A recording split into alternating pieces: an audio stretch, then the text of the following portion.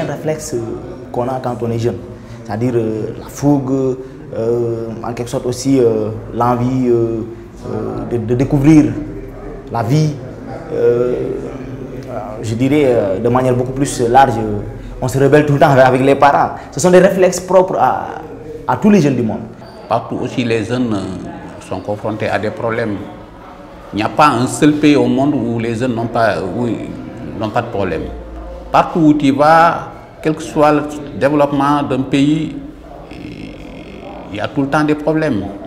Donc je me dis que bon, peut-être que là-bas, peut-être que, bon, ça je le pense, c'est moins pénible peut-être qu'ici, ça je le pense. Mais parfois aussi avec les images qu'on voit à la télé, bon, parfois on nous montre de jeunes Français qui sont confrontés eux aussi à des problèmes. Donc, je dirais que c'est pas différent. C'est pas différent, c'est juste le niveau de développement qui cause problème. Comme nous, on est un pays en voie de développement, un pays émergent, alors que la France est un pays où, voilà, on ne peut pas avoir les mêmes, comment dire, le même niveau de vie et tout. Mais je vois que c'est pas du tout différent. Ouais. Quand on parle de France, on parle de développement et que ces jeunes là-bas ont plus de chances, si je peux le dire, ou plus d'opportunités à avoir certaines accessibilités sur certaines choses, sur leur projet, sur leur niveau de vie. Et c'est cet aspect-là qui fait que nous, les jeunes Sénégalais, jeunes Français, il y a une différence sur ça. Parce que eux, par exemple, ils arrivent à régler le minimum des choses, alors qu'ici, il faut remuer ciel et terre pour arriver à quelque chose, ou bien pour trouver un emploi, ou bien pour subvenir à ses besoins. Avec l'avancée de la technologie, avec l'Internet, maintenant, ça se passe, pour moi, c'est pareil, quoi. Donc, même le langage, les accoutrements, les comportements. Par exemple, moi, quand j'avais 20 ans, quand je suivais les Américains qui faisaient le hip-hop, on s'habillait comme eux, on marchait comme eux, on parlait aussi comme eux, on est allé même à apprendre l'anglais, donc écouter leur musique avec les Wu-Tang Clan. Donc tout ça, c'est pour rêver d'être comme eux, quoi. Parfois même on oublie notre culture, nos valeurs pour suivre leur pas. Moi, j'aime leur façon de croire à leurs rêves. Je dis que peut-être qu'ils ont les moyens de pouvoir subvenir à leurs rêves. Parce qu'un jeune Français dit que moi je serai footballeur, il y a 1000 chances qu'il soit footballeur, parce qu'il y a son entourage qui le pousse à croire à ces rêves-là. S'il dit que je serai cinéaste, il y a des chances qu'il le soit. J'aime aussi leur façon de vivre. Des Français. Ils sont beaucoup plus, ils sont free, ils ne calculent rien. Je me dis que peut-être ils ont un peu plus de liberté, la mentalité, la compréhension. En fait. Ils ont un peu plus de compréhension par rapport aux autres. Les parents ont un peu plus de compréhension par rapport à leurs enfants, par rapport à ici, quoi, en fait. La différence, il y a une grande différence de confiance et de liberté, surtout. Il y a la liberté d'expression. Et ça, c'est ça qui est important. On dit ce qu'on pense, on te comprend, il y a la compréhension. Ce sont de la responsabilité qu'ils ont. À bas âge, on commence à les aider, ils choisissent ce qu'ils veulent faire. C'est ce que je pense. Je ne sais pas si ce sont les réalités là-bas, oui ou non, mais c'est ce que je pense.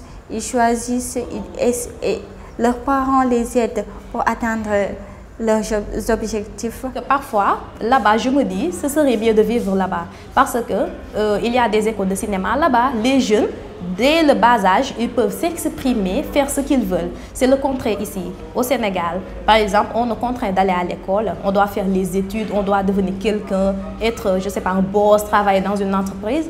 Donc, les familles ici quand quelqu'un veut devenir artiste, d'une manière générale, on dit que c'est pas bon, il va échouer parce que c'est ci, c'est cela. Par rapport aux peut-être jeunes ou bien à la France, c'est différent. Il y a des écoles d'art là-bas. Chacun peut s'exprimer, peut faire ce qu'il veut. Et ils ont, je peux dire, la liberté, évidemment, de s'exprimer, de faire ce qu'ils veulent. Je pense que c'est une bonne idée. Et j'aurais aimé que ça soit la même chose au Sénégal.